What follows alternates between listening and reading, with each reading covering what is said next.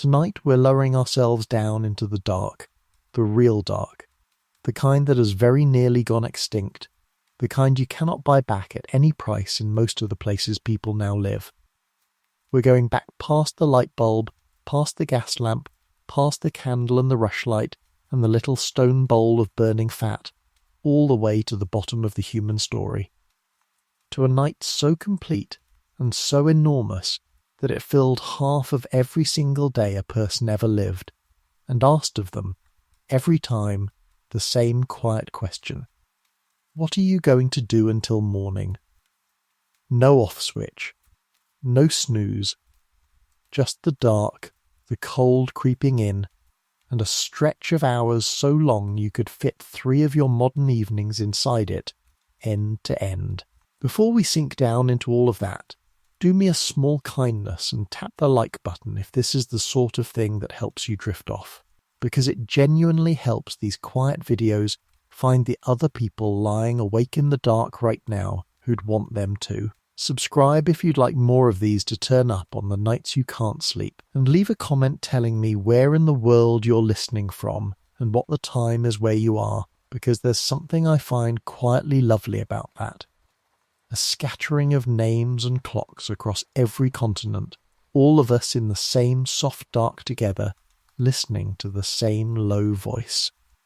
Now let's get you ready for actual sleep, because that's the whole point of this, not just to listen but to go under. Turn the lights down or off altogether. Switch on a fan if the soft wall of white noise helps you, which it does for a great many people. Get yourself comfortable, settle into the mattress and tuck your feet in. Set your phone aside, turn it face down, and bring the screen brightness all the way to the bottom, because that little glow is one of the few things in this whole soft setup actively working to keep you awake. While you're there, put the phone on its charger. That way the gentle voice carries on all the way through the night if you want it to, and you wake up to a full battery instead of a dark screen. Comfortable? Good. Let your shoulders drop. Let the day go. Have you ever wondered what people actually did with all those hours? When the light failed and there was nothing left to do it by, whether they simply lay down at sundown and waited, eyes open, for a dawn that was half a day away? Did anyone ever lie there restless, the way you sometimes do? Were they afraid of the dark, the way some deep old part of us still is? Or had they come to terms with it long ago? Did they sleep straight through, or did they wake in the deep middle of the night the way you sometimes do, certain for a moment that something is wrong? What on earth did they talk about, around the fire, when the fire was the only thing there was to look at? And was the night, for them, a thing to be survived, or quietly, secretly, a thing to be enjoyed? Let's find out. You've just woken up. It's somewhere around 30,000 years ago, more or less, in a wide cold valley in a part of the world that will eventually, after an enormous amount of paperwork, be called Europe. You don't know any of that. You don't know what year it is, because a year as a numbered thing on a list hasn't been invented and won't be for a very long time. What you know is what your body knows. The light is gone. The fire is low. The cold is coming down the way it comes down every single night, patient and steady and entirely indifferent to how you feel about it. You're lying on a bed of dried grass and worked hides, pressed close against a dozen other warm sleeping bodies, all of them breathing, a couple of them snoring, one of them somewhere off to your left grinding their teeth in a way you've heard so many nights you don't even register it anymore. Above you, if you stepped outside, there would be more stars than you have ever seen in your modern life, because you have never once seen a sky dimmed by anything but cloud. But you're not looking up. You're looking at the fire, because the fire is the single most important thing in your entire world, and right now it needs feeding. Welcome to the night shift. It started at sundown. It won't end until the sky goes grey. There are no weekends, and nobody is coming to relieve you. Let's talk about the fire first, because nothing else in the ancient night makes any sense until you understand the fire. To you, fire is a convenience and a novelty, a thing you conjure with the twist of a dial or the click of a lighter, so abundant and so trivial that you light it deliberately to make food taste smoky and then put it out the instant you're finished and think nothing more about it. To the people lying in that valley, fire was closer to a family member, a demanding, fragile, irreplaceable family member who had to be watched and fed and sheltered from drafts, and never, under any circumstances, on any night, allowed to go out. Here's the thing nobody tells you about ancient fire, the thing that reframes the whole night once you know it. Starting a fire from nothing was genuinely hard, slow, and miserable, especially in the cold and the wet. Coaxing a spark from struck stone, or grinding a stick against a board until friction gives up an ember, could take a skilled, rested person many minutes of focused effort under good conditions, and under bad ones, damp tinder, frozen fingers, a mean little wind, it could take far longer or simply fail. So the clever move, the move that every human group across tens of thousands of years arrived at independently because it was so obviously correct, was to never let the fire go out in the first place. You kept it. You banked it down low at night, smothered under ash so it would smoulder slow and patient until morning, and you made sure, whether by appointment or just by who happened to be awake, that somebody was minding it.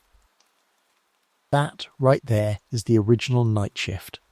Long before the night nurse and the watchman and the security guard pacing an empty lobby at 2 a.m, there was the person sitting half awake by the embers, laying on a branch when the glow sank too low, listening to the dark beyond the light. It probably wasn't one fixed person every night. More likely the duty drifted naturally to whoever surfaced from sleep at the right moment. The light sleeper, the one who needed to step outside, the older one whose stiff bones wouldn't let them sink down very deep anyway.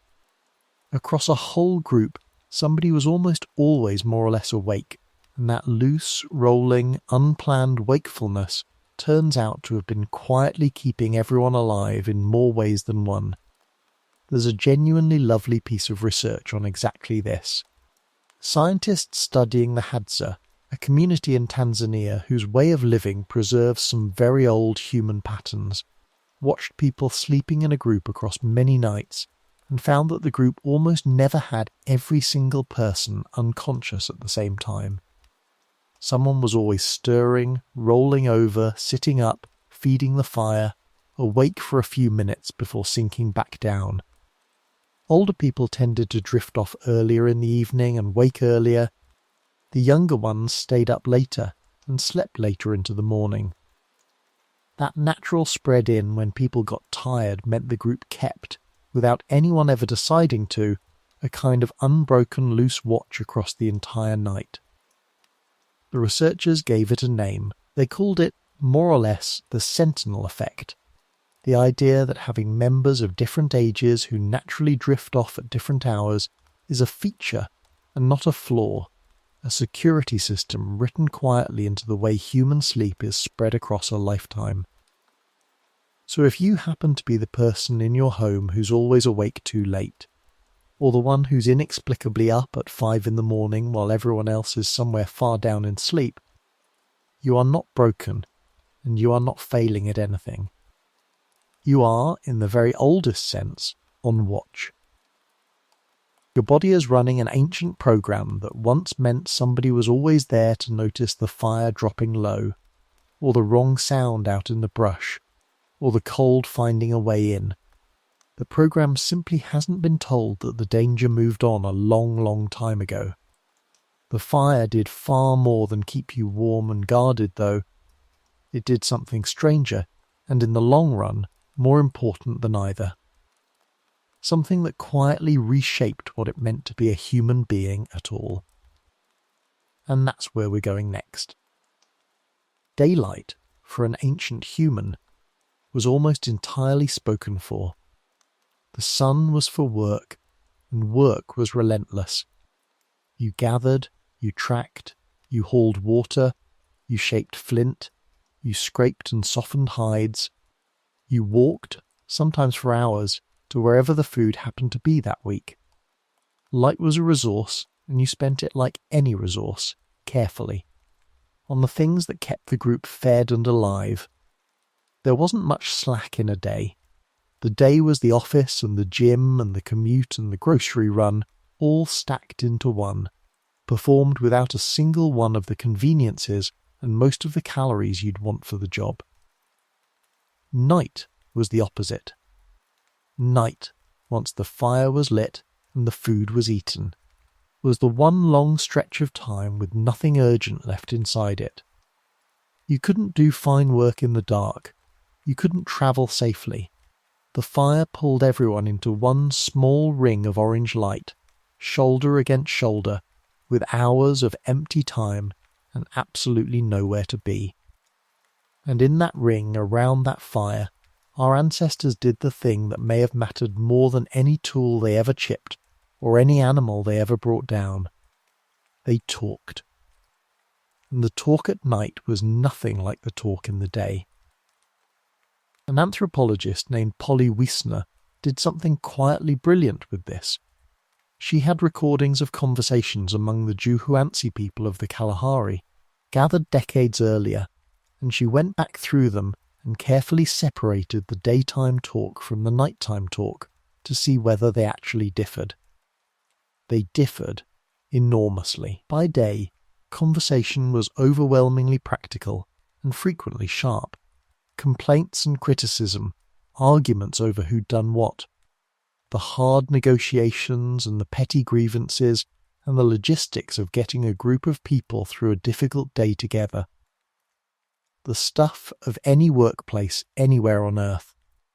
But at night, the very same people, sitting around the very same fire, changed register completely. Daytime talk ran about 4/5 practical. Nighttime talk ran about 4/5 stories. At night they told tales, stories of people who weren't there, of people who were no longer living, of ancestors and spirits and distant places and long journeys and animals who could speak. They sang.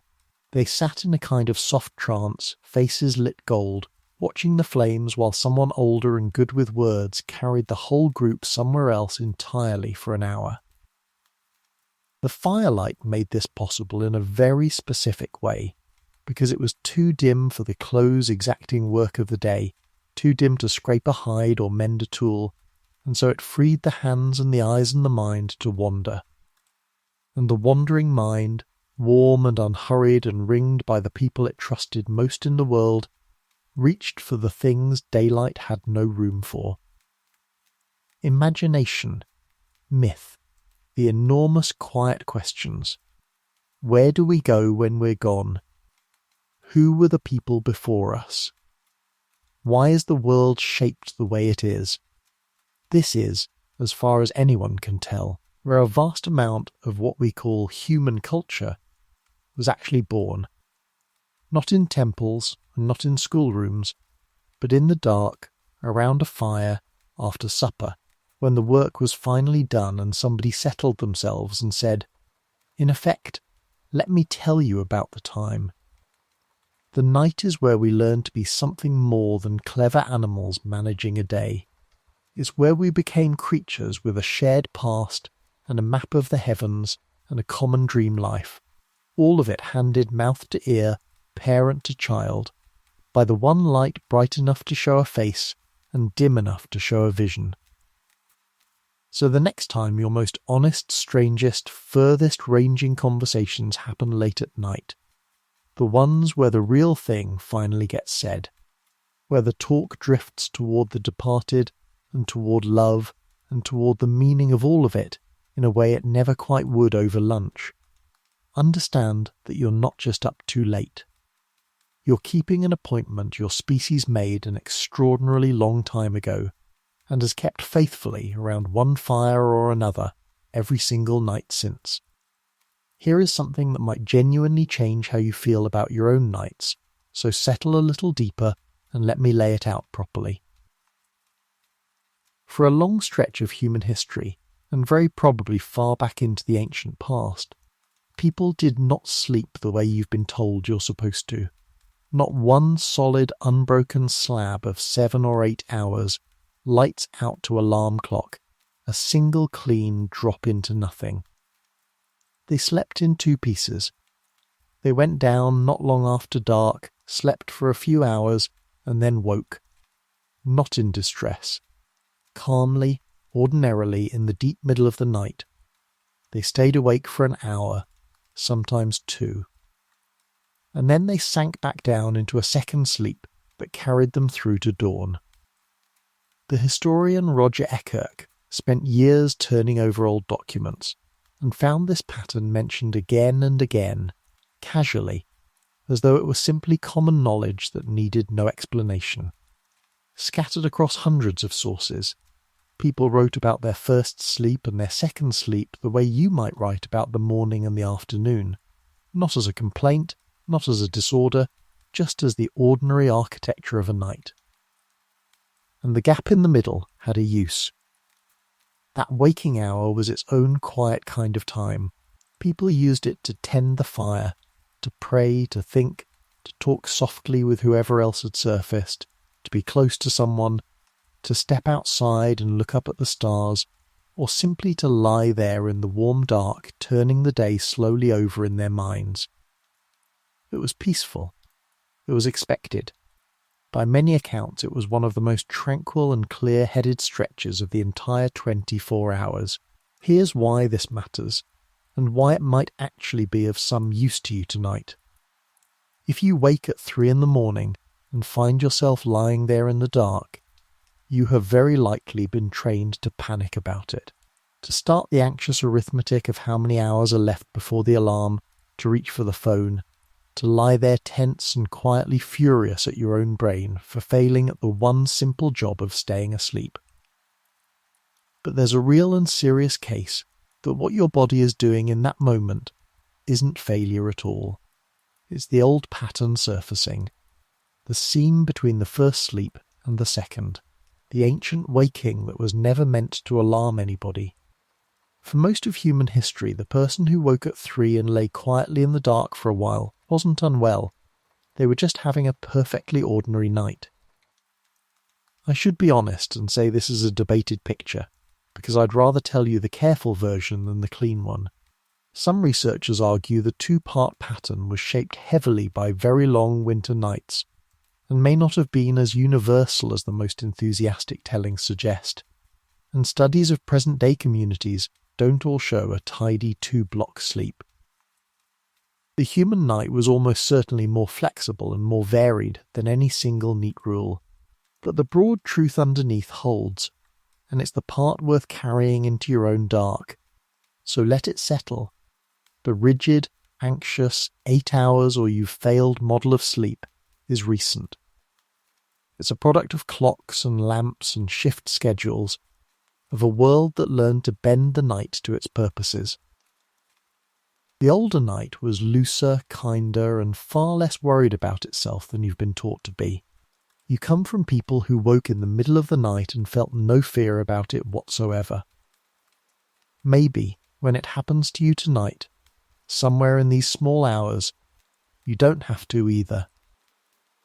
Step away from the fire now, just a few paces, far enough that the warmth stops reaching the back of your neck, and look at what the night actually was.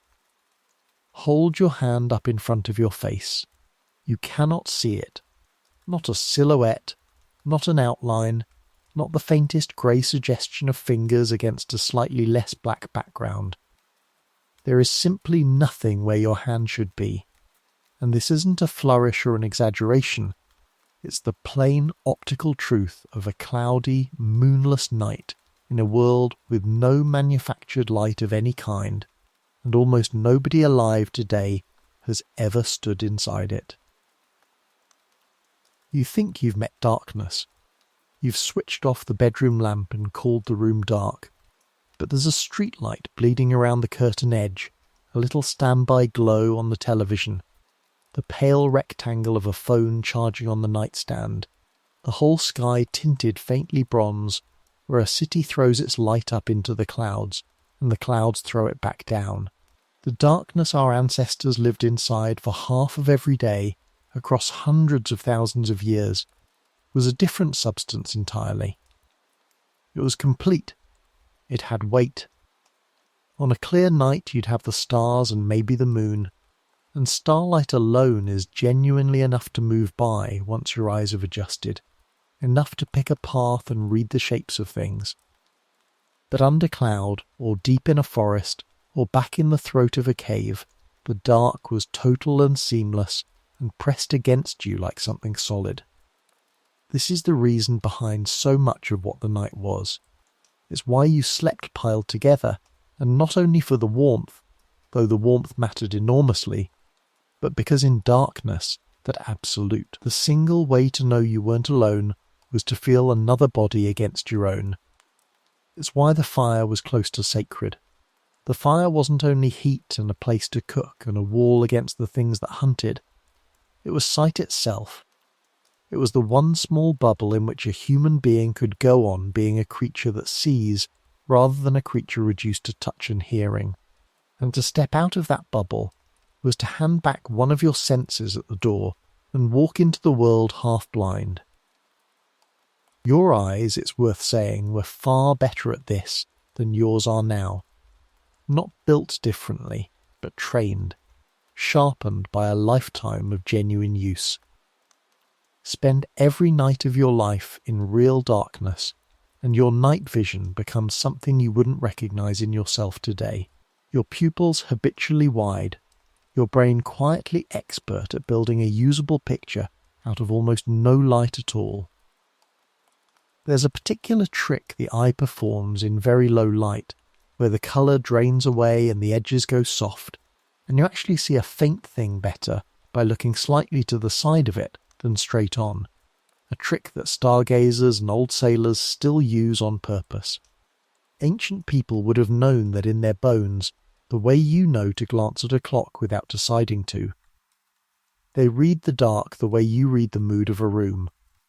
And they listened, constantly, in a way that's genuinely hard for us to summon now, because we've buried our nights under fans and traffic, and the low hum of the refrigerator. In true silence and true dark, hearing becomes the ruling sense the moment the sun is gone, and the night had a whole grammar of sound waiting to be read. The dry crack of a branch, the shift of the wind which might carry a scent toward you or carry a sound of yours towards something you'd rather not interest. The exact texture of an animal's call, far or near, calling or warning or hunting. A person lying awake out there was running a constant low, half-asleep analysis of every sound the dark produced. And almost every time the verdict was nothing, sleep.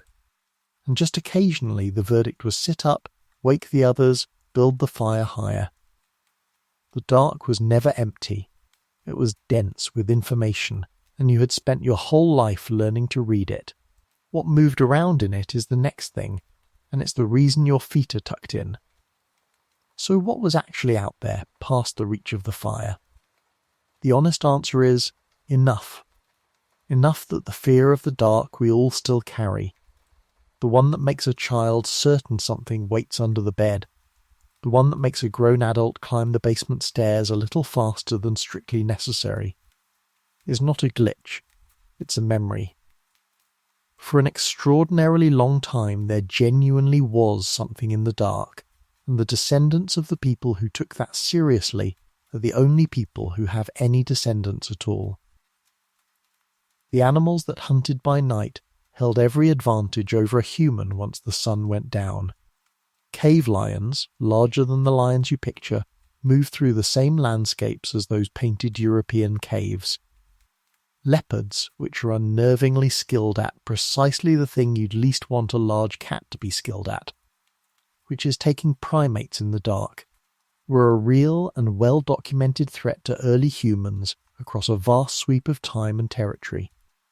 There's a famous skull of an early human ancestor with 2 neat round punctures in it that match almost exactly the spacing of a leopard's lower teeth, which is to say we are holding the physical evidence of one of our distant relatives being carried off in the night by a cat, preserved in stone.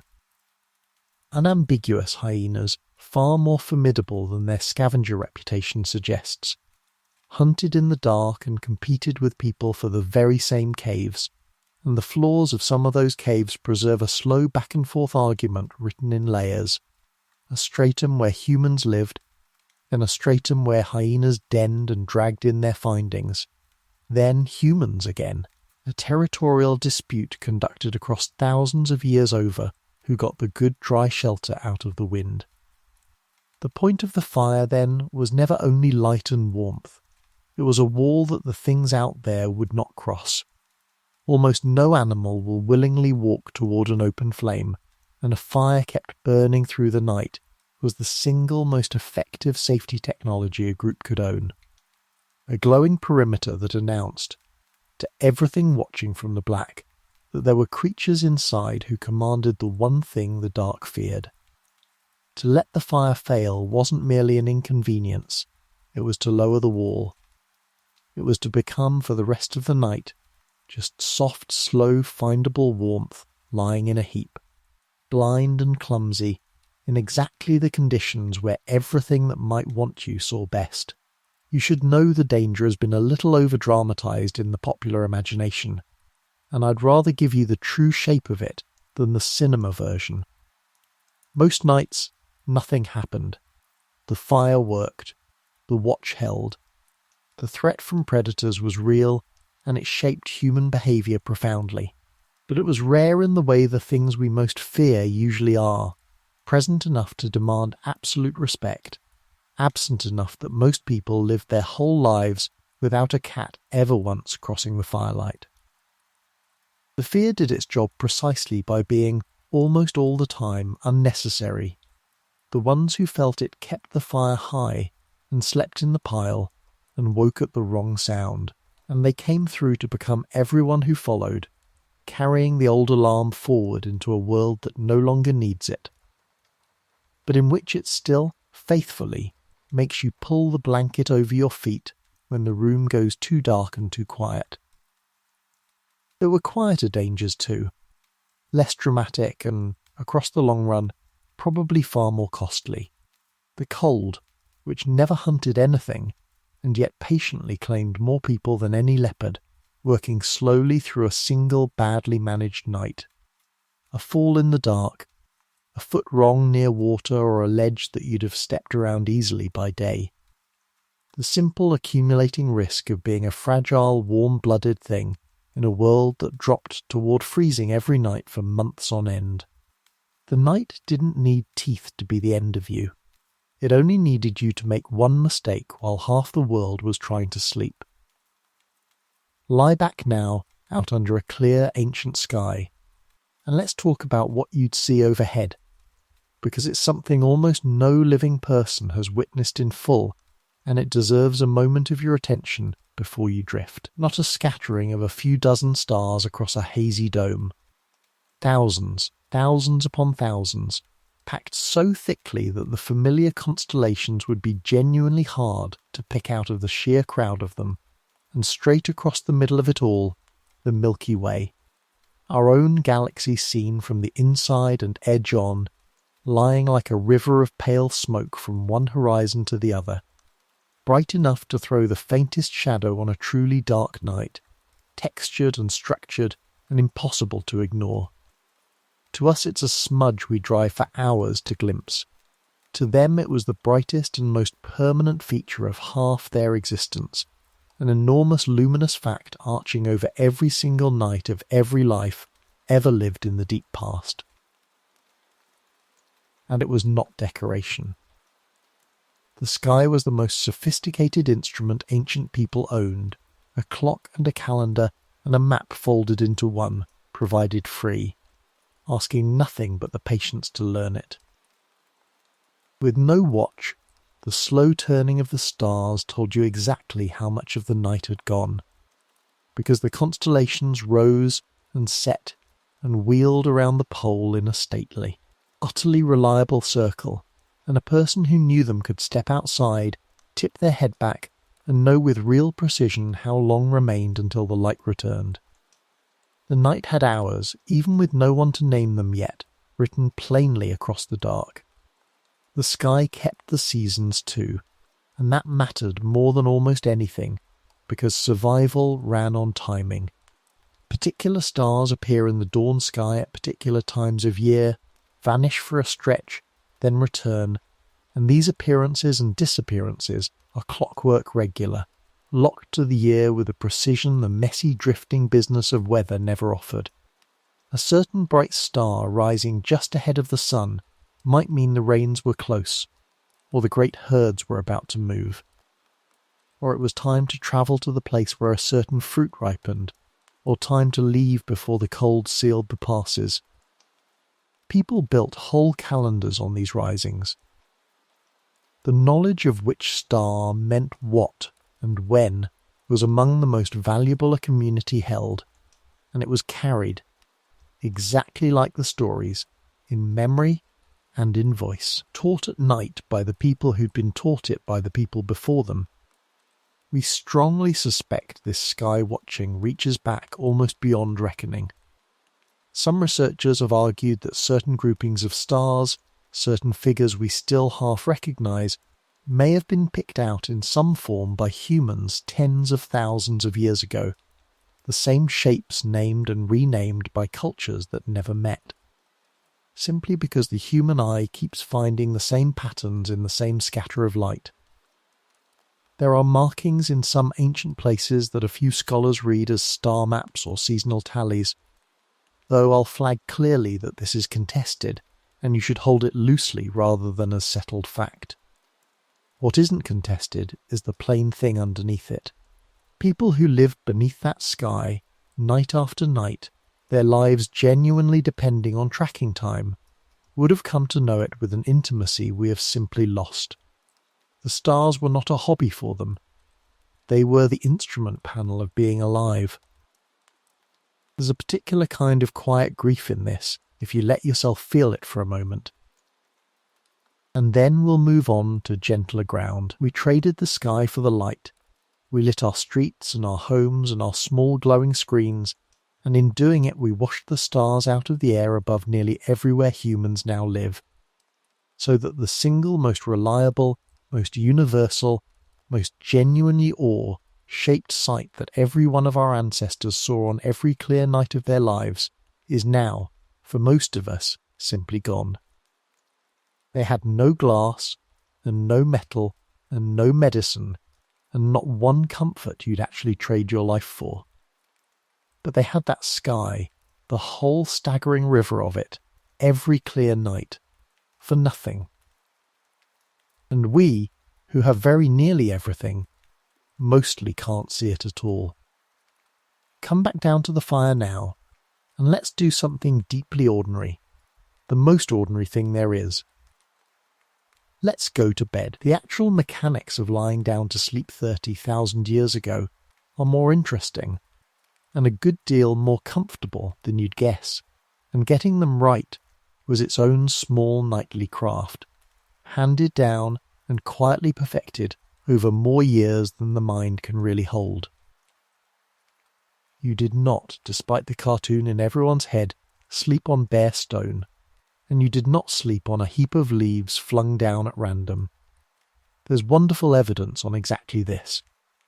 At a site in South Africa called Sibudu, archaeologists found the remains of bedding many tens of thousands of years old, and it had been made with real intelligence. The sleepers had laid down compacted layers of plant stems and grasses to lie on, and across the top, as the actual sleeping surface, they'd used the leaves of a particular tree whose foliage happens to contain compounds that repel and see off insects, the biting kind that ruin a night. They were sleeping, in other words, on a built mattress with a bug-repellent top sheet, deliberately chosen for the job, and there's even evidence they periodically burned the old bedding away, a sort of ancient deep clean to handle the inevitable build-up of small unwelcome lodgers. Tens of thousands of years before the mattress showroom, people had worked out that you rest better and get bitten less if you put genuine thought into what you lie on. The bed was warm in layers, hides and furs, the worked and softened skins of the animals you'd eaten became blankets and ground cover, and a barrier against the cold rising up out of the earth, which is a thing that will quietly undo you if you let it, since the ground pulls heat from a body faster than the night air does. The fire threw its warmth across the sleeping shapes, and the bodies themselves were a heat source, which is the real reason for the pile. Because a dozen people sleeping close don't only feel safer, they keep one another genuinely measurably warmer through the cold hours, each one banking the warmth of all the others. Modesty, as you understand, it wasn't part of the arithmetic, and neither was the modern notion that sleeping alone, or as a couple sealed in a private room, is the natural and proper arrangement. That's a recent thing, a luxury of central heating and surplus walls and surplus space. For almost all of human history, sleep was a group activity performed in a warm tangle, and the idea of a person going off to sleep entirely alone in a room of their own would have struck almost everyone who ever lived not as enviable, but as strange, and faintly unsafe. There was a rhythm to the settling, the same rhythm any group of tired people drifting off together has always had. The talk going slower and softer. The last branches laid on the fire. Someone finishing the end of a story for listeners who are mostly already gone. The words trailing off when the last one's breathing changed. The small adjustments. The search for a comfortable hollow in the bedding. The wordless negotiation of limbs and space that anyone who's ever shared a bed knows by heart. Children dropping off first and hardest, the way children do, mid-sentence, mid-chew, abruptly and completely. The old ones lying awake the longest, the way the old always have, listening to the young go down into sleep. And then the long slide into the first sleep, the deep heavy one that comes fast after a day of real physical work and real hunger mostly answered, in a warm pile, by a tended fire, under a sky so thick with stars you didn't even need to look, because you'd see it again tomorrow and every tomorrow after. Whatever else was hard about that life, and nearly all of it was hard, the falling asleep, I suspect, was not. They earned their rest with their whole bodies, all day long, in a way most of us simply don't anymore, and the night took them down into it quickly and held them there. What goes on behind a sleeping person's eyes is the same now as it was then. The brain, finally off its leash, runs its strange nightly theatre, throwing up faces and places and impossible events, stitching memory and fear, and longing into the half-stories we call dreams. Your ancestors dreamed exactly as you do, in the same stages of sleep, with the same flickering eyes, the same gentle paralysis of the body that keeps you from acting out the chase. The biology hasn't shifted an inch. What they made of it, though, almost certainly had. We can't read a Stone Age mind, and anybody who tells you with confidence what ancient people believed about their dreams is selling you something. What we can do is look at how communities all over the world, living in ways that preserve very old patterns, have understood dreaming, and the same shape keeps appearing. Dreams were rarely treated as meaningless. They were messages. They were journeys the inner self took while the body lay still. They were visits from the departed, from animals, from spirits, from places that sat just alongside the waking world, reachable only while you slept. A dream wasn't noise to shrug off over breakfast. It was a kind of report, brought back from somewhere, and worth the telling. So picture the morning, and this is the part I find genuinely moving. people surfacing into the cold grey light, the fire down to embers, and the first thing on offer, before the day's work swallowed everyone whole, was the telling of what the night had brought. The dream as the first news of the day. Someone describing the grandmother long gone who had appeared and said a particular thing. Someone still shaken by a chase through a forest that wasn't quite a real forest. The group turning these over, weighing them, deciding that a certain dream meant the hunting would go well, or the move should wait, or the unwell child would come through.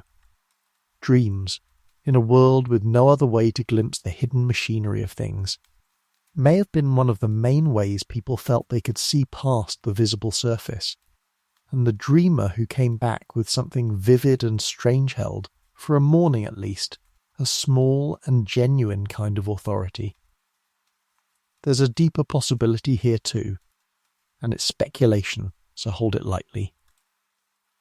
Some thinkers have argued that the experience of dreaming itself, the nightly, undeniable evidence that there's a version of you that walks and talks and meets the departed in a place you travel to whenever your body lies still, may be one of the original wellsprings of the very idea of a soul, of spirits, of an afterlife, of a world beyond this one.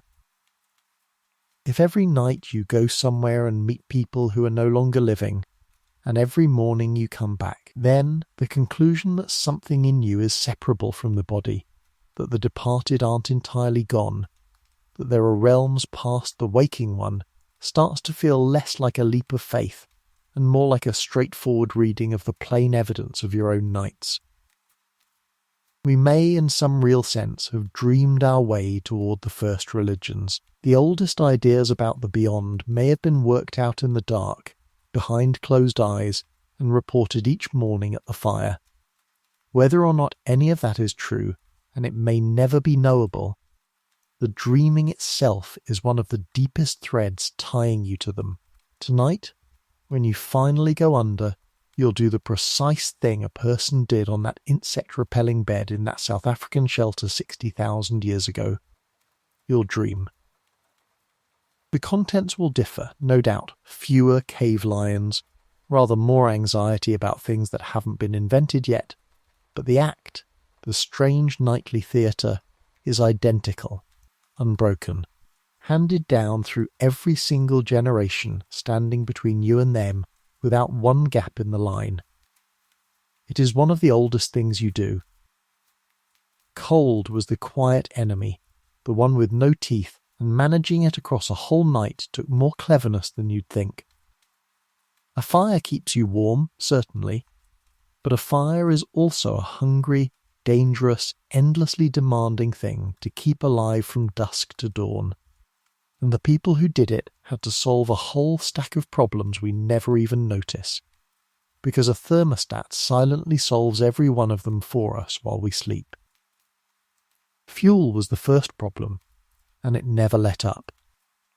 An open fire burning through a long winter night devours an astonishing volume of wood, and somebody had to find it, gather it, carry it, and stack it before dark, every single day, in quantities that would flatten a soft modern person inside a week, in places where trees were scarce. Out on the cold open steppe where a great deal of this drama actually played out, wood might not even be the main fuel. There's strong evidence that people burned bone. Bone, especially the greasy marrow-rich bone of large animals, catches slowly, but then burns hot and long. And on the treeless mammoth steppe the bones of the very animals you'd eaten became the fuel that carried you through the nights. A tidy and slightly haunting closing of the loop. The hearth was fed with the leftovers of supper.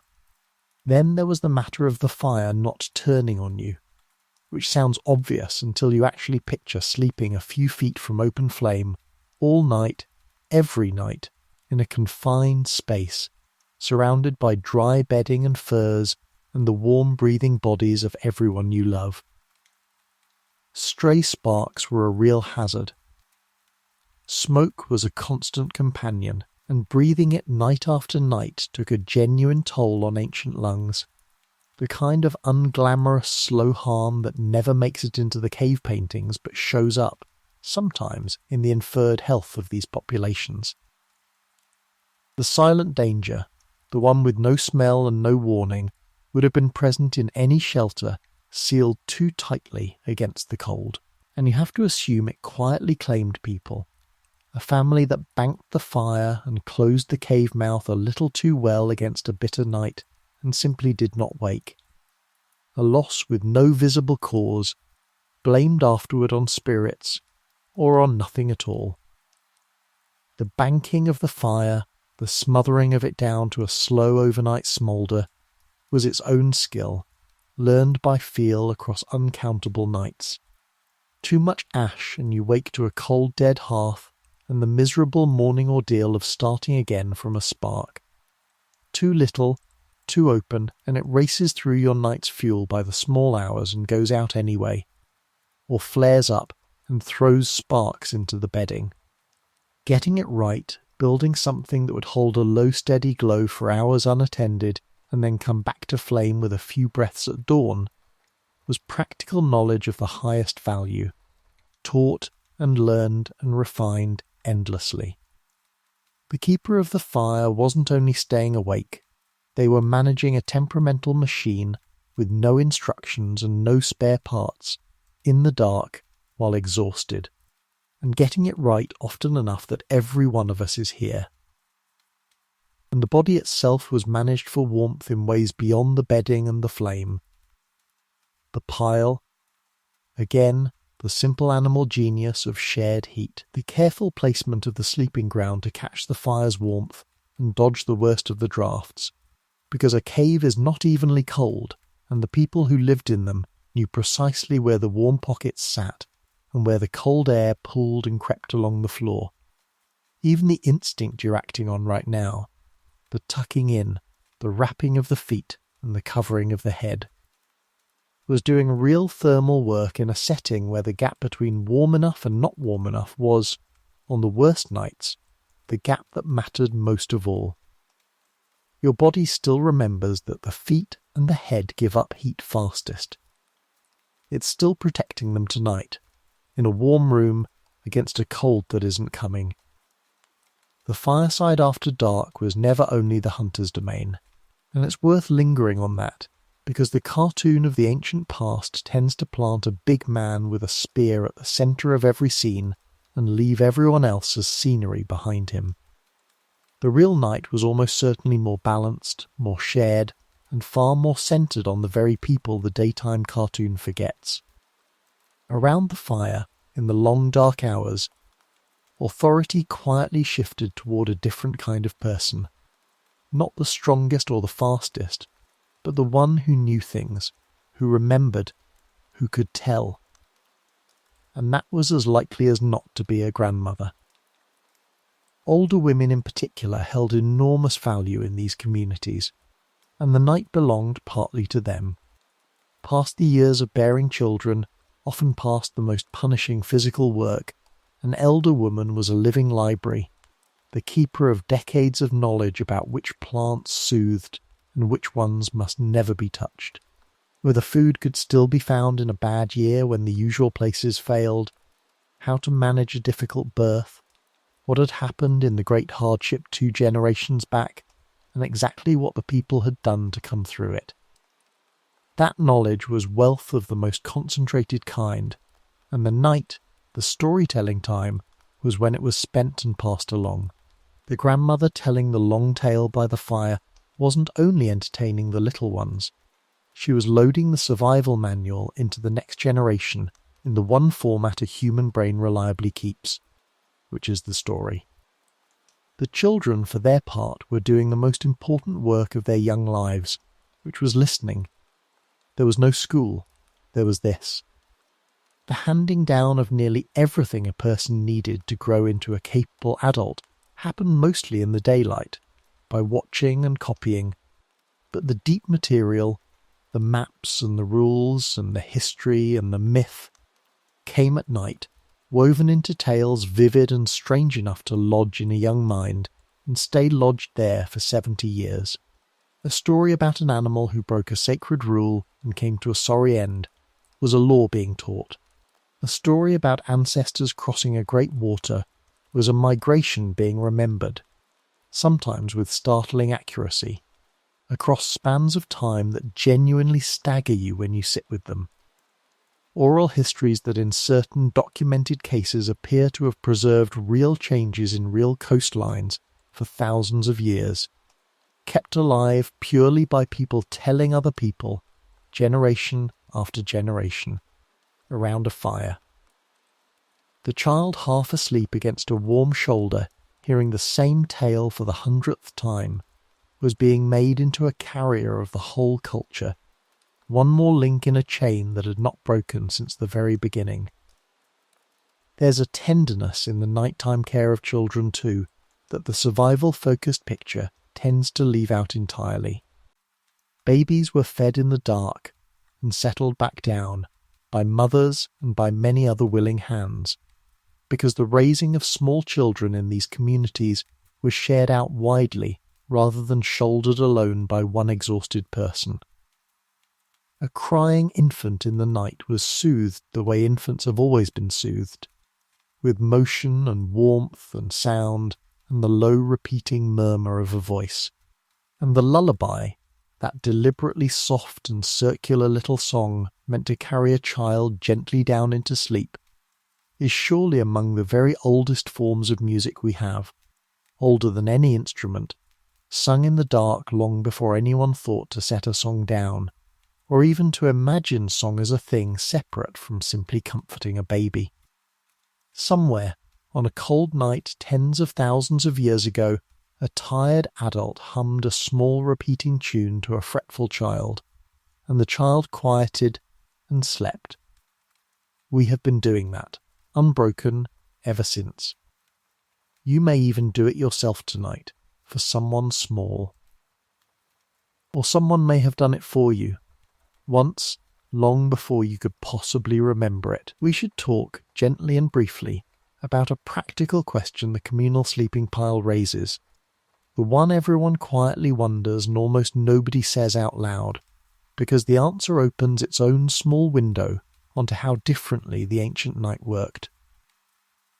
In a world where everyone slept together, in one space, in the dark, where did a couple find a moment to themselves?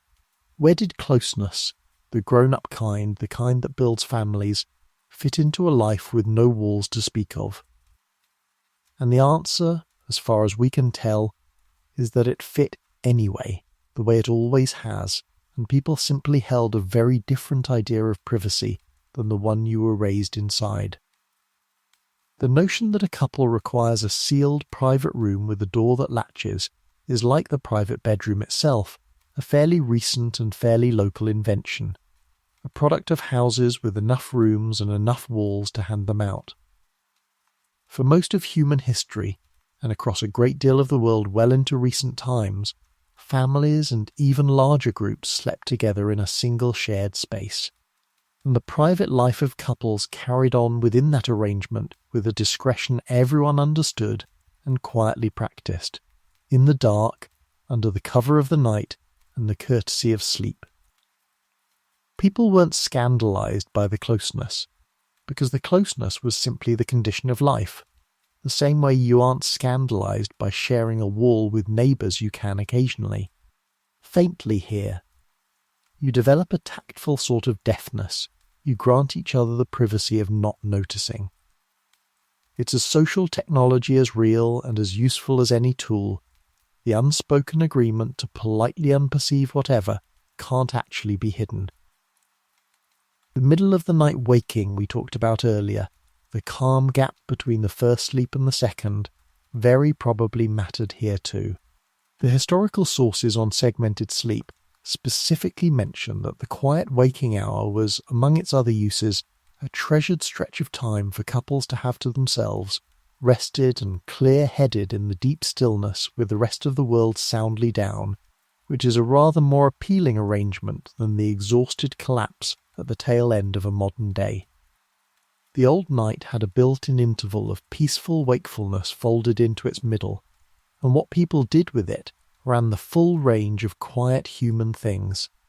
Conversation and prayer and thought and the tending of the fire and, yes, the private tenderness of two people with a stretch of dark all to themselves. None of which we have direct evidence for from 30,000 years ago, to be entirely clear, because the one thing that leaves no trace whatsoever in the archaeological record is a tactfully conducted night.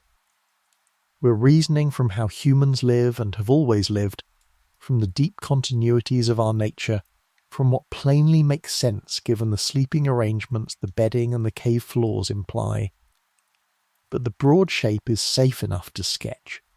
These were people, fully and completely people, carrying the whole range of human bonds and affections, conducting their private lives inside a communal world that had never heard of the private bedroom and felt no lack at all, because you cannot miss a privacy that no one has ever had. They built closeness out in the open, trusting the dark and the courtesy of averted attention to give them what walls now give us. It worked well enough. It worked in the end for long enough to produce every single person listening to this, which is the only proof of concept that finally matters. The valley and the cave have done a lot of work in this story so far, and that's no accident, because the painted caves and the cold steppe are where so much of the evidence survives. But a great many ancient people never saw a cave in their lives, and their nights looked nothing like the one you've been lying inside. Drift now in your mind away from the high cold country and down to the water, to the people who lived along the slow rivers and the lake edges and the warm reedy shallows, because their dark was a different creature entirely, and in some ways a richer one. By water the night was loud, not with danger, mostly, but with life. The flat surface of a river at night carries sound for an astonishing distance, so a person settling down by the reeds was wrapped in a constant layered soundscape, the deep night-long chorus of frogs rising and falling like breathing, the splash of a fish turning over, the strange creaks and clicks of insects, the call of night birds working the dark, the heavy occasional movement of something larger coming down to drink. To us that would be an unbearable racket to sleep through. To them it was the sound of the world being exactly as it should be, and the truly alarming thing, the thing that would snap a sleeper upright, was not the noise but the sudden absence of it, the moment when the frogs all stopped at once, because something had moved through and silenced them, and silence by the water meant pay attention. Water gave with one hand what it took with the other. The reedy margins were generous, dense with birds and eggs and fish, and the kinds of plants you could actually rely on, so the people who lived there often had more food, more reliably, than the great wanderers of the open country. And a more settled life tends to reshape the night. With a dependable larder you don't have to break camp every few days, which means you can build something sturdier than a windbreak, a real shelter of bent saplings and reed thatch, and a more permanent hearth, and over time a place that genuinely feels like a place. Return to night after night, season after season, until the ground itself remembers you. The night by the water could be a settled, almost domestic thing, lit by a fire that had burned on that same spot for years. And the water was a road which changed the dark in a way the land never could. A river you knew well could be travelled at night, slowly and carefully, by someone who understood its bends and its shallows, the current doing half the work. The canoe sliding through a darkness softened by the faint sheen the sky always leaves on open water even when the land has gone pitch black. Night fishing has its own deep logic, because many fish move and feed differently after dark, and can be drawn in close by a torch held low over the surface, the light pulling them up out of the black water toward a waiting spear or net. So while the cave dwellers were sealed in against the cold, a whole other kind of person was out on the warm water in the dark. on purpose, working a craft that depended entirely on the night, reading a surface that gave back the stars. There's a humbling correction tucked inside all of this, and it's worth carrying with you as you sink a little deeper. There was never one ancient night. There were thousands of them, as varied as the people and the places and the seasons, the frozen black silence of the far north, where the dark could last for weeks on end, the loud living river dark of the warm valleys, the dry brilliant desert night where the cold comes hard and the stars come harder, the brief soft equatorial dark that arrives fast and lifts fast. We picture a single cave and a single fire because it's easy. But the human night was always a sprawling, many-shaped thing, and almost everyone who ever lived it would look at the version in your head and gently tell you it was nothing at all like theirs. Carry that last thought northward now, as far north as people ever pushed, into the country where the night stopped being a thing that came and went each evening, and became, for a stretch of every year, simply the weather. Because in the high latitudes, near the top of the world, the sun does something that would have undone a person from the warm valleys completely. In the deep of winter, it goes down and it does not come back. Not for days. In the farthest places, not for weeks. The dark settles in like a season of its own and stays, and the people who lived up there had to learn to be human across a night that lasted longer than some entire wars. Sit with the scale of that for a moment, because it's genuinely hard to hold. A night you cannot wait out. A night with no dawn scheduled. No grey promise on the horizon to fix your hope on. Just the long blue-black of the polar winter pressing down hour after hour and day after day. The snow taking what little light there was and throwing it softly back, so the whole world glowed a faint and shadowless grey under the stars. The people who made their lives there, the ancestors of the Arctic peoples, didn't merely endure this. They built an entire way of living around it, and a way of feeling about it that the rest of us never had to find. The fire, or rather the lamp, mattered up there more than anywhere else on Earth, and it took a different form, because there was no wood. The Arctic lamp was a shallow dish of stone, often soapstone, filled with rendered animal fat, with a carefully tended wick of moss laid along one edge, and it burned with a low steady flame that did 3 jobs at once. It gave light through the endless dark. It gave warmth inside a snug shelter banked against the cold. And it cooked, slowly, what the long night allowed no other way to cook.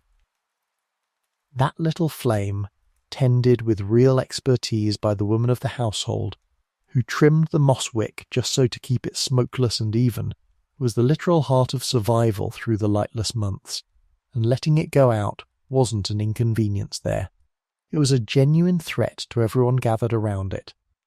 The whole winter turned on a careful flame the size of your hand, and the long dark was not, as you might assume, simply endured in grim silence until spring. It was, in many ways, the social and ceremonial heart of the year.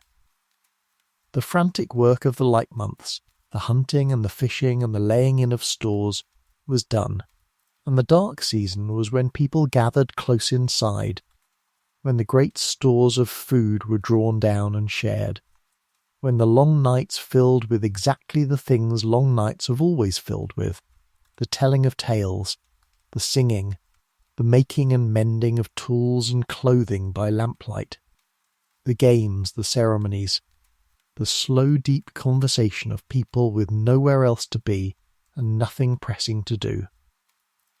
The dark was when the culture lived. The light was for work. The dark was for being a people together. There's something almost reassuring in that, if you've ever dreaded the long nights of your own winter. The people who faced the longest, hardest, most relentless dark that humans have ever lived under did not treat it as an enemy to be survived. They treated it as a gift of time, a season handed to them for closeness and story and craft and rest. And they filled it, and they were glad of it. And when the sun finally edged back over the horizon after its long absence, they greeted its return not with mere relief, but with genuine ceremony, with joy, with the deep gladness of people who had been given back the light. They knew something about the dark that we, with our switches and our endless day, have mostly forgotten. The dark is not against you. Sometimes the dark is simply where the warm things happen. We've spent a fair amount of time on the eyes tonight, on the stars and the firelight and the trained night vision that let ancient people see a little where you'd see nothing. But the deeper truth of the ancient night is that it belonged far less to the eyes than you'd think, and far more to the other senses, the ones we've let go quiet. After dark, a person was navigating the world primarily by ear and by nose and by an exquisite sensitivity to the air itself, and the skill of it was real and learned and, by our standards, close to a superpower. Smell came alive at night in a way it simply doesn't for us, partly because cold, still night air holds and carries scent differently than the warm, churned air of day, and partly because a person whose survival depended on it had a nose tuned to a degree we can barely picture. The smell of wood smoke could be caught from a great distance and told you another group was out there, and roughly where. The particular musk of certain animals carried on the night air, telling a sleeper what had passed nearby and how recently. The smell of rain still hours away, of frost coming, of a change in the weather riding in on a shift of the wind.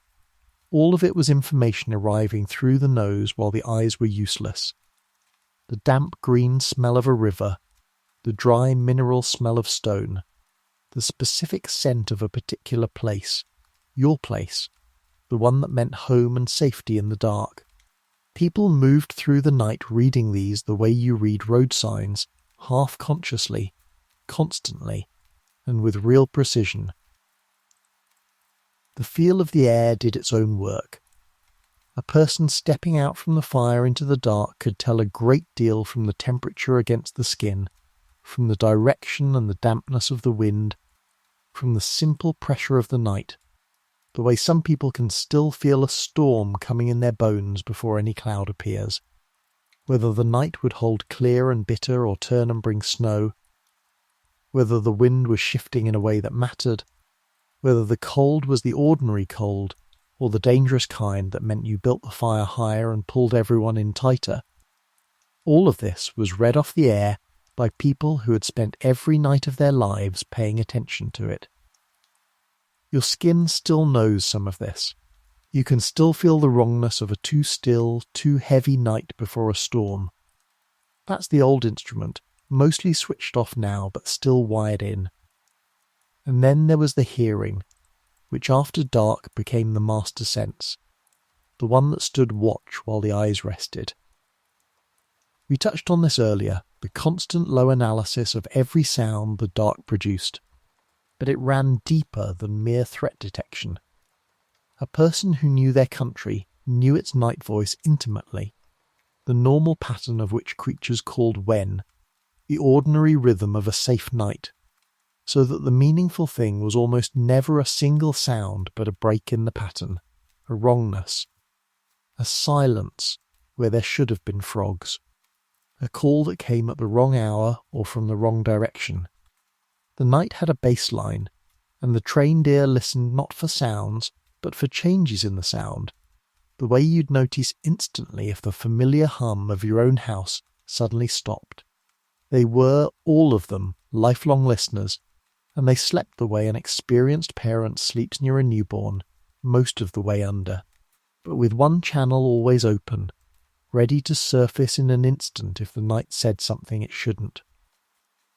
There's a quieter kind of night that deserves its own moment, the one nobody romanticizes, because it was spent awake, not for a watch or a wonder or a ceremony, but for suffering.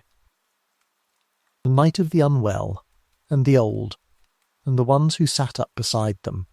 Ancient people fell ill and were injured and grew old exactly as we do, minus every comfort we'd reach for without a second thought, and the long bad night, the one spent waiting for a dawn that feels like it will never come, is among the most universal human experiences there is, and it is very, very old.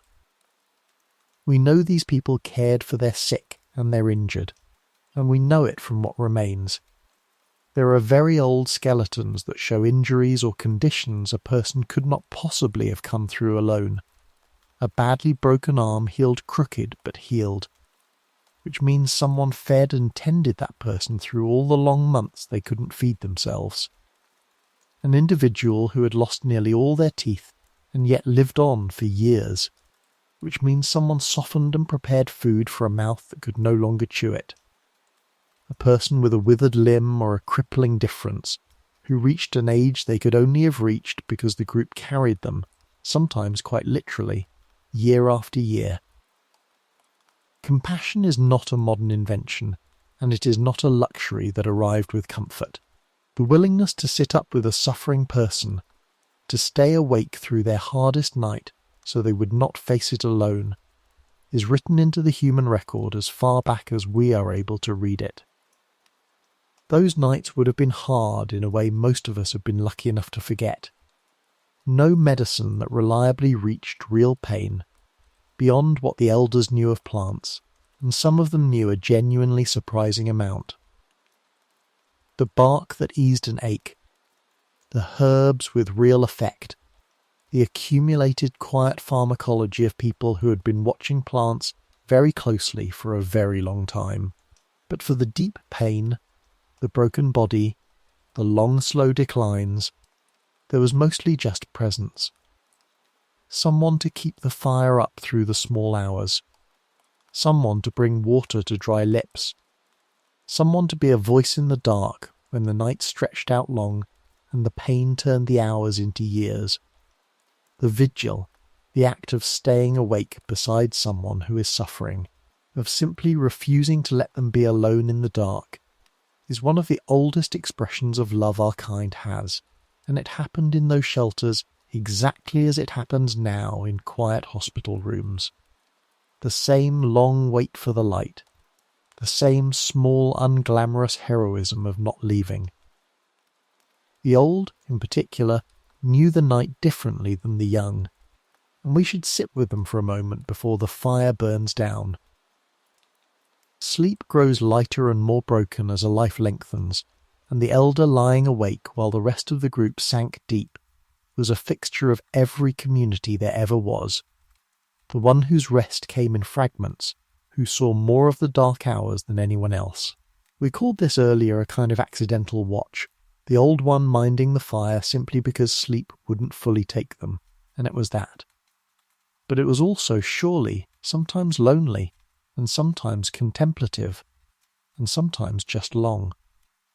The old heart awake at the lowest, stillest point of the night, feeding the embers, listening to children and grandchildren breathing all around in the dark, holding in mind the faces of everyone they had outlived, all the ones who came back now only in dreams.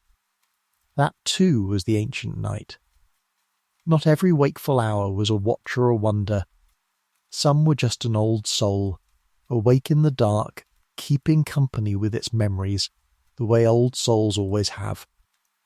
And then the sky would lighten, at last, at the far edge of it, the way it always did, and the way it always does. The long night would loosen its grip, and there would be morning, and the relief of it. The dawn meant more to them than it can ever quite mean to us, who can throw back the whole dark with one finger on a switch. For them, every sunrise was a genuine deliverance, the lifting of a real weight, the return of sight and safety and warmth all at once. And they met it, surely, with a depth of plain gladness we have mostly traded away. They had come through one more night. There would be a day. And then, in time, there would be another night, and they would come through that one too. Not every night was the same night. Most were the ordinary turning of the cycle, Fire and food and story and sleep. But scattered through the year were nights that mattered more, nights the whole group stayed up for on purpose, and these were probably the closest thing ancient people had to what we'd call an event. The gathering. The ceremony. The one night when sleep was not the point at all. We have good reason to believe these happened, that they were old, and that they centred on exactly what you'd expect. The dancing, the singing, the rhythm, and the strange shared states a group of people can drift into together in the dark once they've been moving and chanting in time for hours. Among many communities studied in recent times, the long night dance sits at the very centre of life, and often it's a healing thing, people moving around a fire until some among them slip into a trance. And that trance is understood as the moment a healer can reach into the unseen and draw sickness out of a body, or travel to where the spirits are and bargain with them.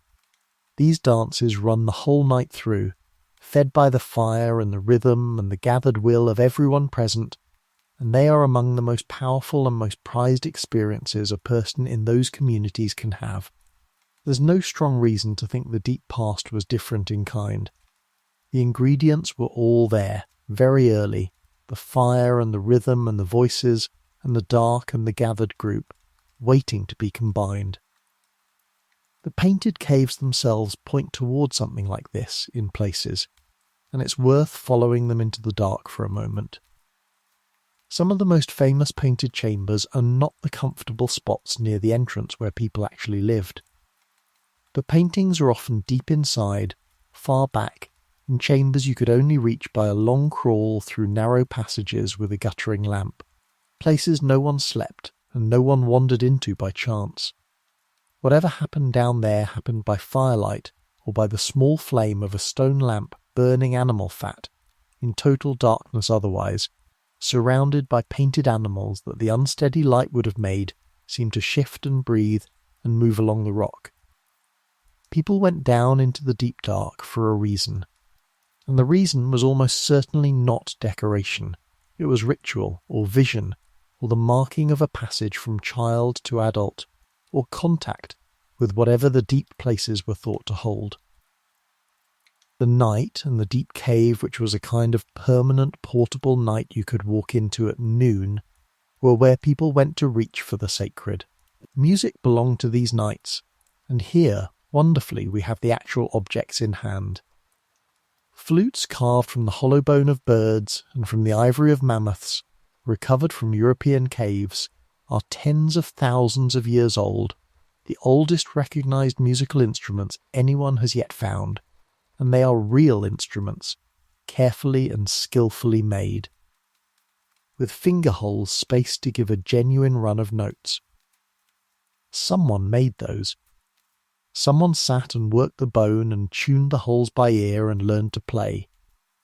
And it is very hard to imagine the flute came out mainly at noon, during the labour of the day. The flute is a night instrument, a fire instrument, the thin sweet thread of it winding through the dark over the rhythm of clapping hands and stamping feet, and a stone struck against a stone, carrying a melody every firelit face in the circle already knew by heart.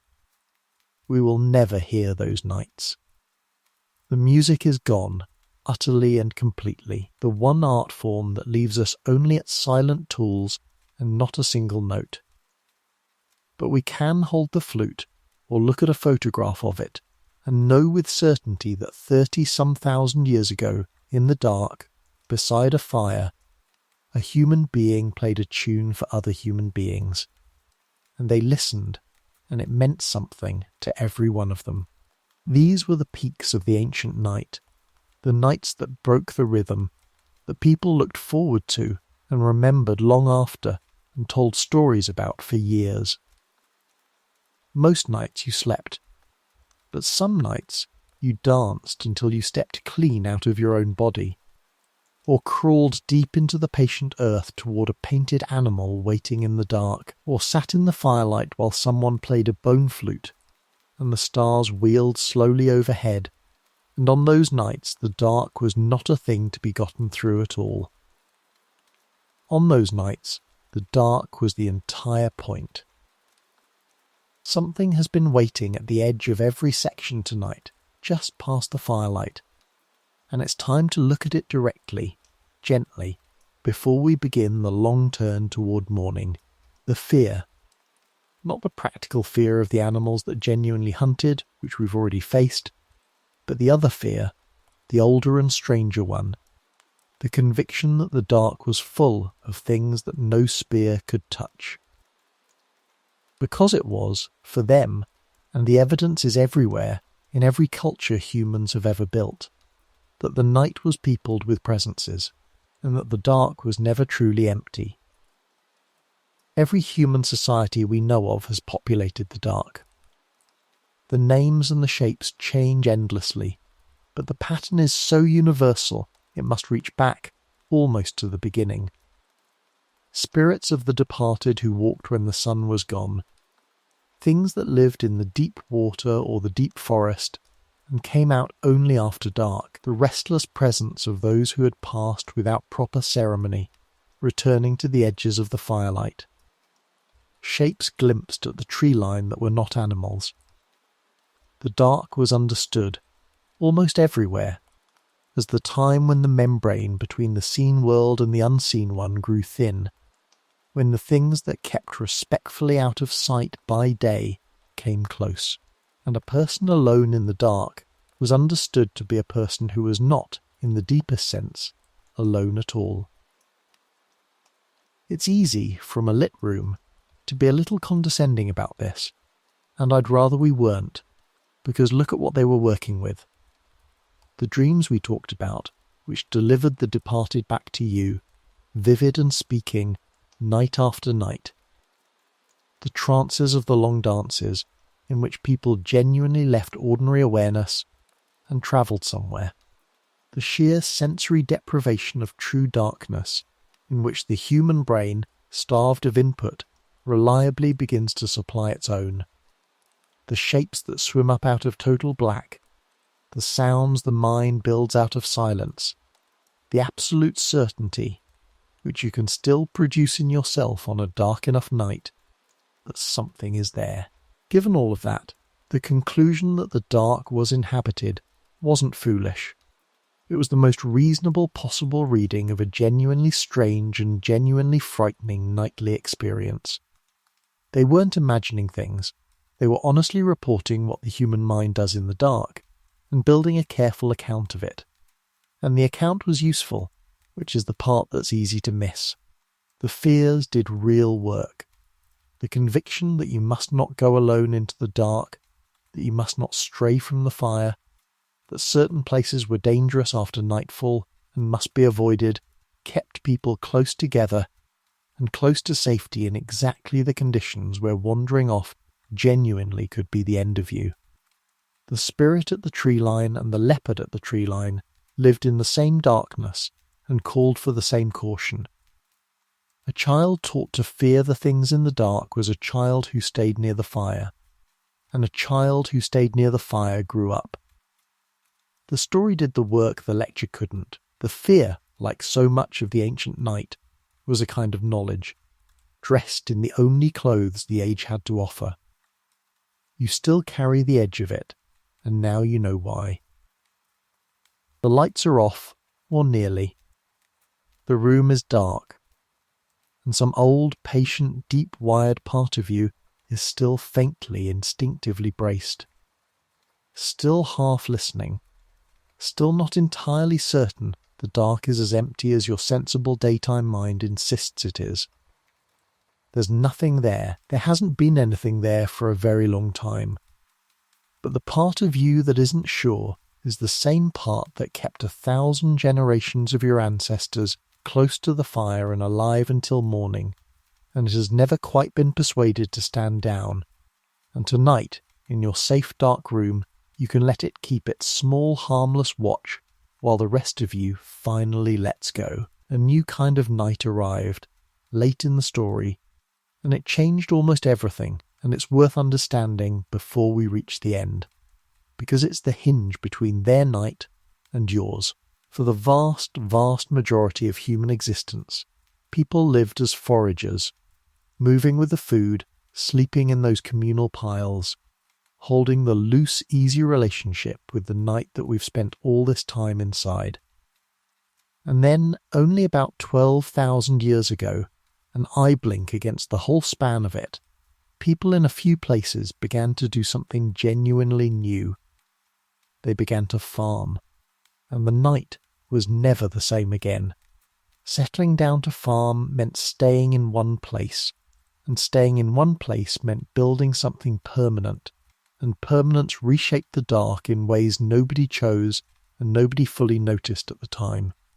A house, a real one with solid walls and a roof, gave better shelter and better warmth, but it also closed you in, separated you off from the open communal sleeping of before, began the very long, slow journey toward the sealed private room you're lying in right now.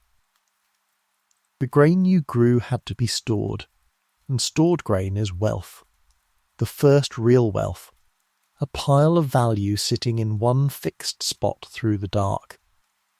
And wealth that sits still in the dark, for the first time in the human story, is wealth that can be taken in the night. This is the quiet, enormous thing the farmers introduced, and it changed the texture of the dark for good. The forager's night had its dangers, the cold and the animals and the things the mind put in the black, but the forager owned almost nothing worth stealing, and carried what little they had. The farmer owned the granary, the stored harvest, the animals in the pen, all of it fixed in place and vulnerable through the long hours of dark. And so the night acquired a new and entirely human menace. The raider. The thief. The neighbouring group that had not stored enough and knew exactly where yours was kept. For the first time, the thing to fear in the dark might be another person, coming for what you'd grown, and the night became something to be guarded in a way it never had been, when there was nothing worth guarding. So the watch changed its nature.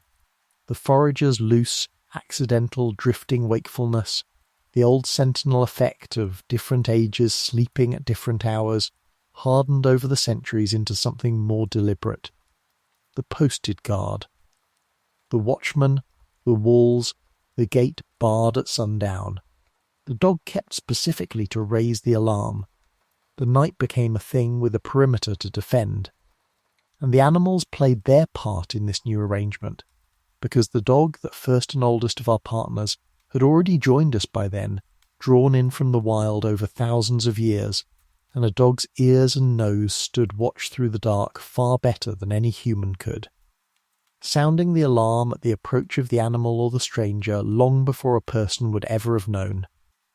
The farmer slept a little easier for the dog at the door, and the dog, warm by the fire it had been welcomed to, slept with one ear turned always toward the dark, exactly as it still does at the foot of so many beds tonight, including perhaps yours.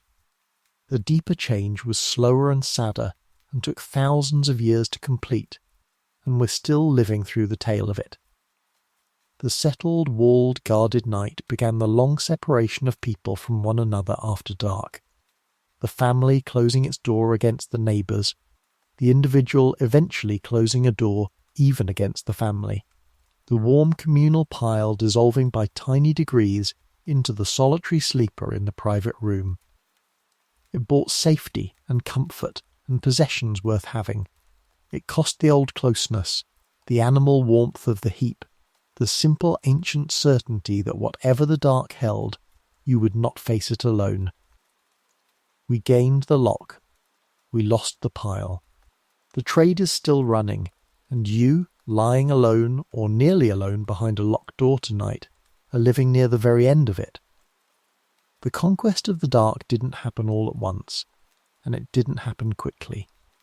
It was a slow, patient theft carried out across thousands of years, one feeble flame at a time, and it's worth walking through it slowly here, because every small light that was ever kindled was a tiny act of rebellion against a night that had ruled human life since before we were quite human, and the rebellion took an extraordinarily long time to win.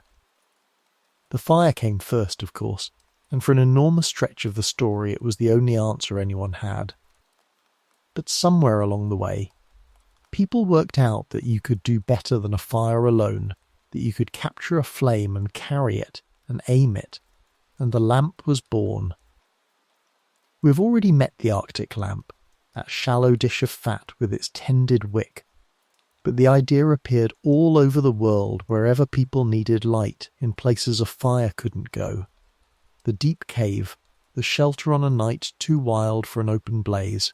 The very oldest of these stone lamps are tens of thousands of years old, simple hollows in rock that once held burning fat and a twist of moss or fibre, and they represent a genuine turning point, the moment light became portable, the moment a person could carry a small piece of daytime into the dark and hold it in one hand. The candle and the rushlight came much later and changed the reach of the night for ordinary people. The rushlight in particular was the poor household's faithful servant for a very long time, a length of dried rush, the soft pith of a common marsh plant, soaked in whatever waste fat the kitchen could spare, and then lit at one end, where it burned with a small, modest, unreliable flame for perhaps 20 minutes before it needed replacing. It was cheap, it was humble, and it gave just barely enough light to do a little close work, mend a garment, finish a task, find your way to bed after the sun was gone. The candle was the richer cousin, steadier and brighter and far more costly, expensive enough that for most of history burning candles freely was a quiet display of wealth, and the poor went to bed when the light failed, because light after dark was a luxury they could not afford to waste. This is the thing that's so hard to feel from where you lie now, with light available to you in unlimited quantity at the touch of a finger. For almost the entire human story, light after dark was scarce, rationed, precious, and dim.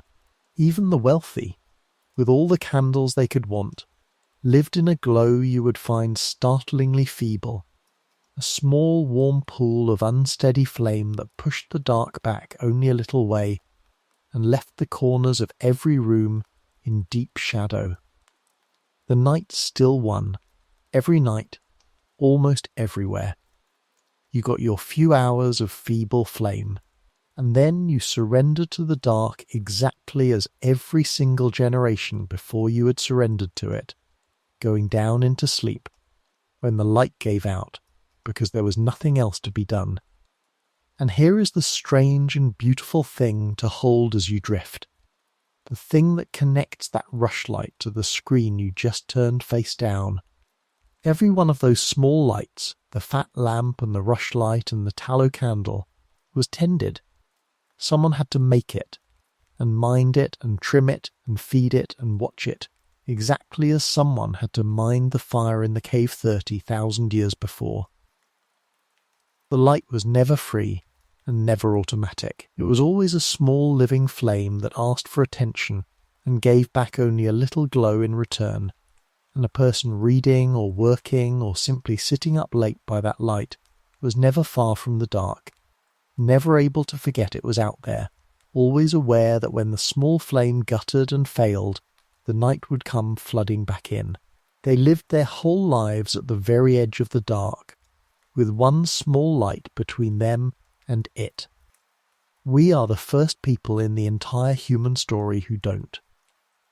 There's a strange consequence of all that scarcity of light, a thing about the old nights that we've almost entirely lost and barely even noticed the loss of, and it's worth holding up to the light, or the dark, before we go any further. For nearly all of human history, the whole community went down into sleep at very nearly the same time, and rose at very nearly the same time, and the night had a shape that everyone shared, a great collective rhythm that almost no one ever stood outside of.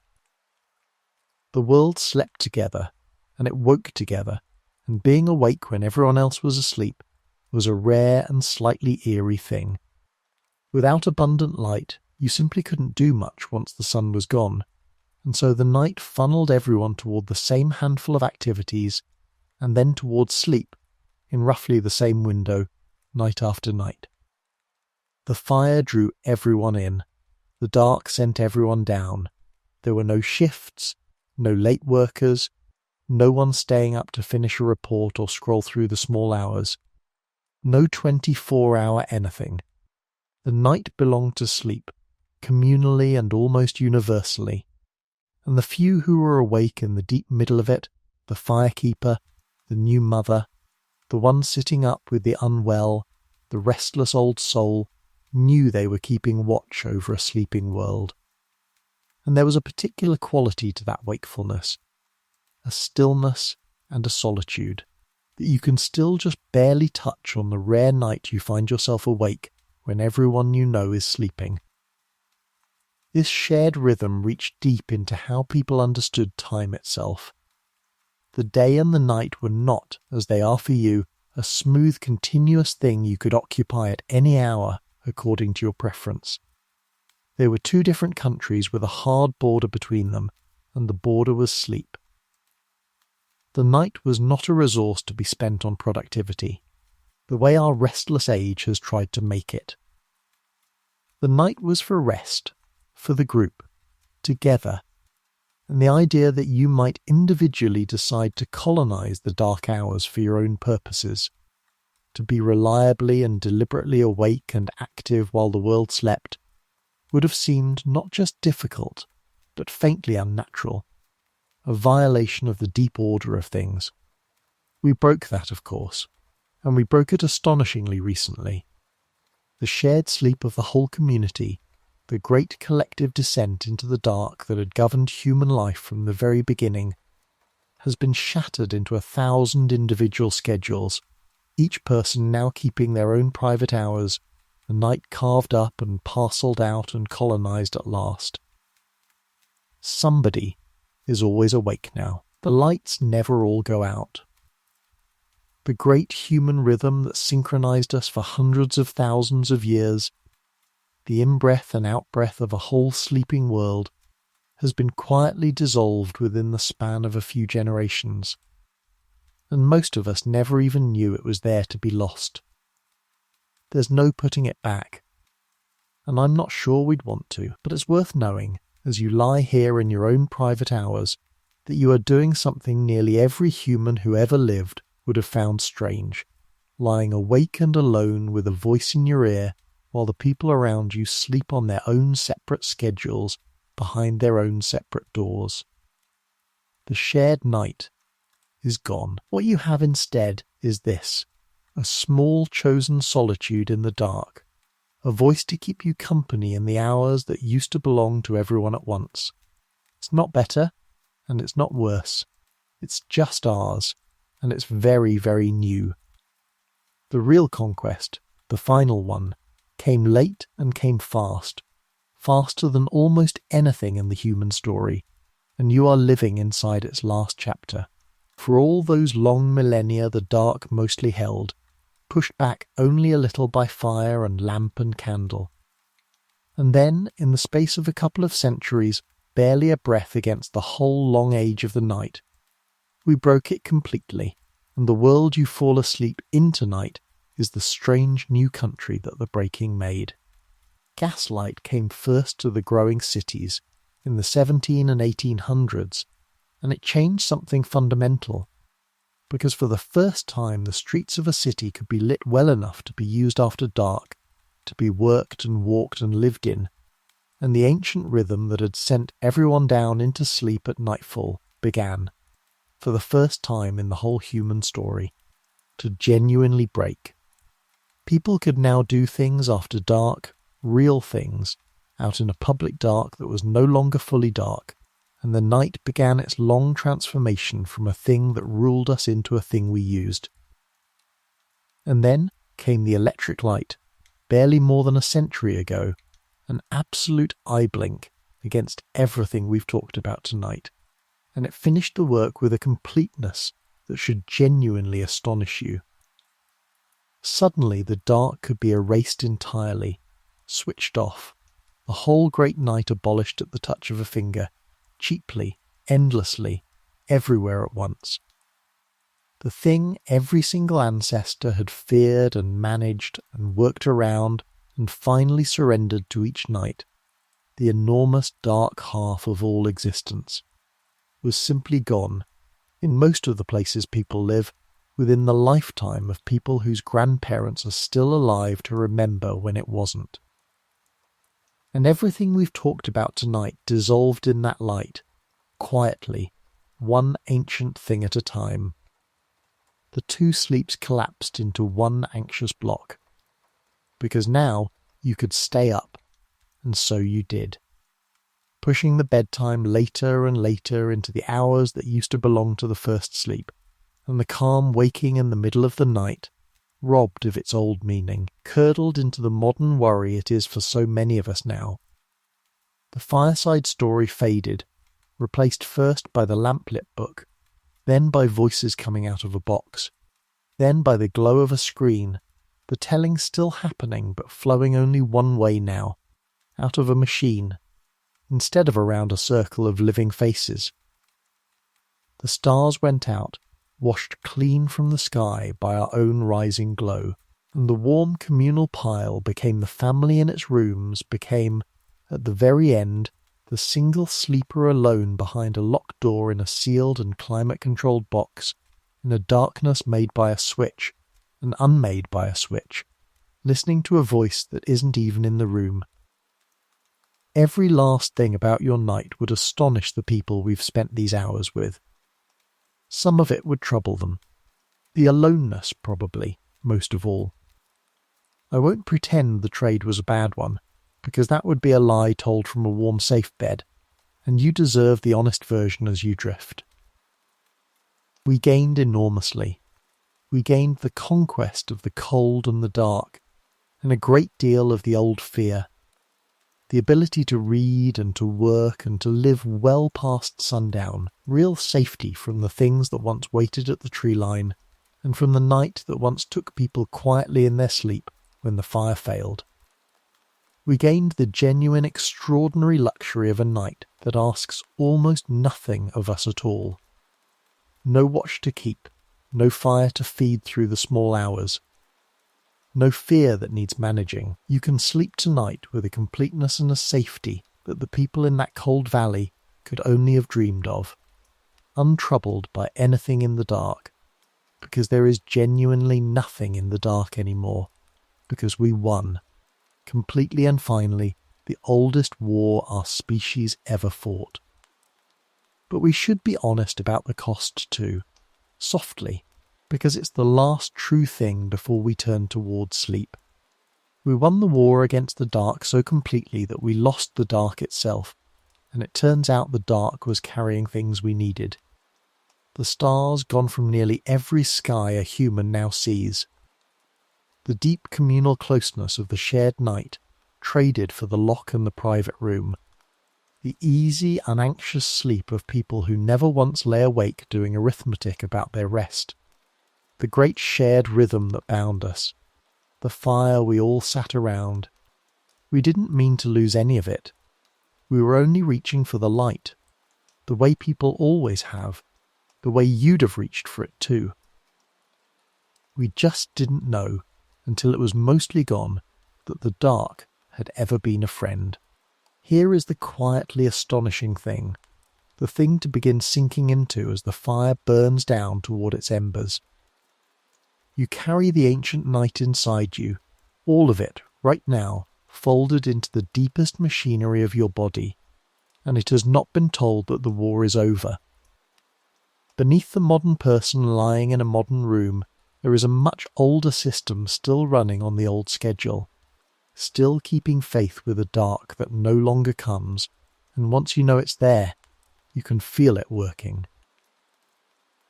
Deep in the brain sits a tiny cluster of cells, a clock no bigger than a grain of rice, that has been keeping time in our ancestors for longer than we have been human at all. It runs on a rhythm close to the turning of the day, and for hundreds of thousands of years it set itself, every single evening by the one reliable signal there was, the fading of the light. As the sun went down and the world dimmed, the dimming itself told this ancient clock to begin the slow chemistry of sleep, to release the substance that carries you down into rest, to lower the body's temperature, to slacken the muscles, to prepare you, gently and automatically, for the long dark ahead. That clock is still inside you. It is still waiting, every evening, for the light to fade so it can do its old work. And this, precisely this, is why the screen you turned face down a little while ago matters so much, because its glow is the one cruel trick in this whole soft setup, a false little sun held inches from your eyes, telling that ancient grain of rice clock that the day is somehow still going, holding back the very chemistry that wants to carry you down. You set the light aside. You let the old clock finally read the dark. Good, it knows what to do. It has always known. The temperature of you remembers too. Your body cools as it readies for sleep, shedding a little heat from the surface, and it has done this on the same schedule for an unimaginable span of time. And the warm room and the cool pillow and the particular comfort of a cold side of the bed against warm skin are all your body conducting an ancient ritual it has performed every night since before the first fire was ever kindled. The feet, the hands, the face, the places that shed heat fastest, are exactly the places the body manages most carefully as it goes down, which is why warming cold feet can tip a restless body so suddenly into sleep, the old system getting the signal it was waiting for, the all clear it has needed every night for 1,000,000 years. Even the shape of your sleep is an inheritance. The way you cycle down through the lighter stages into the deep slow restoration and back up toward the surface, over and over across the night. The way you surface briefly between cycles and turn over and sink again without ever fully waking. The way the dreams come thickest toward morning. All of it is the ancient pattern, identical in you and in the sleeper on that insect-repelling bed 60,000 years ago, unbroken across every generation between. You did not learn to sleep. You inherited it whole from a line of sleepers stretching back past the beginning of your species, every one of whom lay down in the dark and went down through these same stages and came back up at dawn and handed the whole arrangement on, intact, all the way down to you, lying here tonight, doing the oldest thing your kind has ever done. So when sleep comes for you tonight, in a little while now, understand what's actually happening. An ancient clock, reading a dark you finally let it see, is releasing the old chemistry of rest. A body 1,000,000 years in the making is cooling itself and slackening its muscles and turning down toward the deep. And a pattern older than language is preparing to carry you down through the stages and hold you there and bring you back at the light. You don't have to do any of it. You couldn't stop it now if you tried. It was all arranged a very, very long time ago, by the dark, for you. Go to your window, on some clear night, not tonight because you're nearly down now, but some night soon, and look up at the moon. Really look at it.